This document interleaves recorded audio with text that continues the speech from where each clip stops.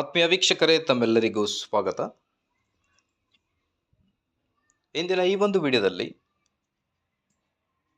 Karnataka TET ಮತ್ತು ಶಿಕ್ಷಕರ ನೇಮಕಾತಿಯ PST, GPST, HSTR ಕುರಿತು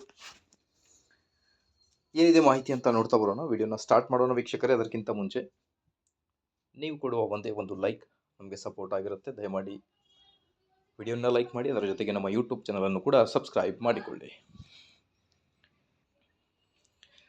ಭಾಳಷ್ಟು ಶಿಕ್ಷಕ ಆಕಾಂಕ್ಷಿಗಳು ಕರ್ನಾಟಕ TET ಕುರಿತು ಕೂಡ ಕಮೆಂಟ್ಸ್ನಲ್ಲಿ ಕೇಳ್ತಾ ಇದ್ದರು. ಸರ್, ಮುಂದಿನ ಕರ್ನಾಟಕ TET CETಗಿಂತ ಮುಂಚೆ ಆಗುತ್ತೋ ಅಥವಾ ಆಮೇಲೆ ಆಗುತ್ತೋ ಅನ್ನೋದ್ರ ಬಗ್ಗೆ. ಬನ್ನಿ, ಆಗಿದ್ದಲ್ಲಿ ಕೆಲವೊಂದು ಮಾಹಿತಿಗಳನ್ನು ತಮ್ಮೊಂದಿಗೆ ಶೇರ್ ಮಾಡ್ತಾ ಇದ್ದೀನಿ. ಸೊ ರೀಸೆಂಟಾಗಿ ಏನು ಮಾಹಿತಿ ಬರ್ತಾ ಇದೆ ಅದರ ಪ್ರಕಾರ ನೋಡ್ತಾ ಬಂದರೆ ಮಾರ್ಚ್ 30ರವರೆಗೆ, ಐ ಥಿಂಕ್ ಈ ತಿಂಗಳವರೆಗೆ ನೋಟಿಫಿಕೇಷನ್ ಬರಬಹುದು ಅನ್ನೋದ್ರ ಬಗ್ಗೆ ಒಂದು ಹೋಪ್ ಇತ್ತು. But I think internal reservation ಏನಿದೆ ಅದರ ಕುರಿತು ಇನ್ನು ಯಾವುದೇ ನೇಮಕಾತಿಗಳ ಅಧಿಸೂಚನೆಗಳು ಮಾರ್ಚ್ 27ರವರೆಗೆ ಆಗುವುದಿಲ್ಲ ಅನ್ನೋದ್ರ ಬಗ್ಗೆ ಮಾಹಿತಿಯನ್ನು ಬರ್ತಾ ಇದೆ. ಬಟ್ ನೇಮಕಾತಿ ಕುರಿತು ಶಿಕ್ಷಣ ಇಲಾಖೆ ಸಿದ್ಧತೆಯನ್ನು ಮಾಡಿಕೊಂಡಿದೆ ಅನ್ನೋದ್ರ ಬಗ್ಗೆಯೂ ಕೂಡ ಚರ್ಚೆ ಬರ್ತಾ ಇದೆ.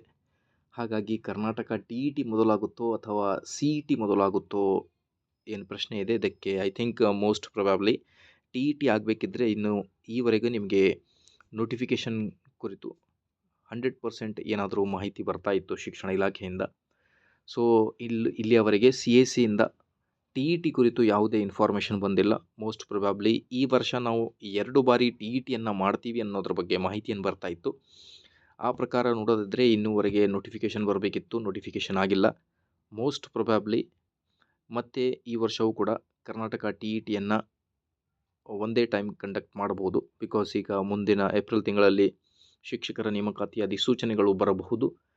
ಹೋಪ್ ಭಾಳಷ್ಟು ಈಗಲ್ಲಿ ವೇಟ್ ಮಾಡ್ತಾ ಇದ್ದಾರೆ ಶಿಕ್ಷಕ ಆಕಾಂಕ್ಷಿಗಳು. ಸೊ ಮೋಸ್ಟ್ ಪ್ರೊಬಾಬ್ಲಿ ಮೊದಲು CET ಕುರಿತು ಅಧಿಸೂಚನೆಗಳು ಬರುತ್ತೆ, ಮತ್ತು ಕರ್ನಾಟಕ TET ನಿಮಗೆ ಆಗಸ್ಟ್ ಅಥವಾ ಸೆಪ್ಟೆಂಬರ್ನಲ್ಲಿ ನೋಟಿಫಿಕೇಷನ್ ಆಗುವ ಸಾಧ್ಯತೆಗಳಿದೆ ಅನ್ನೋದು ಒಂದು ಅನಿಸಿಕೆ ಆಗಿರುತ್ತೆ ವೀಕ್ಷಕರೇ. ಸೊ ಮೊದಲು CET ಆಗುತ್ತೆ, ಅದಾದ ನಂತರ ಕರ್ನಾಟಕ TETಯನ್ನು ಕಂಡಕ್ಟ್ ಮಾಡ್ತಾರೆ. ಸೊ ಇದೇ ಇವತ್ತಿನ ಲೇಟೆಸ್ಟ್ ಅಪ್ಡೇಟ್. ಮಾಹಿತಿ ಇಷ್ಟ ಆದಲ್ಲಿ ಲೈಕ್, ಶೇರ್ ಆ್ಯಂಡ್ ಸಬ್ಸ್ಕ್ರೈಬ್.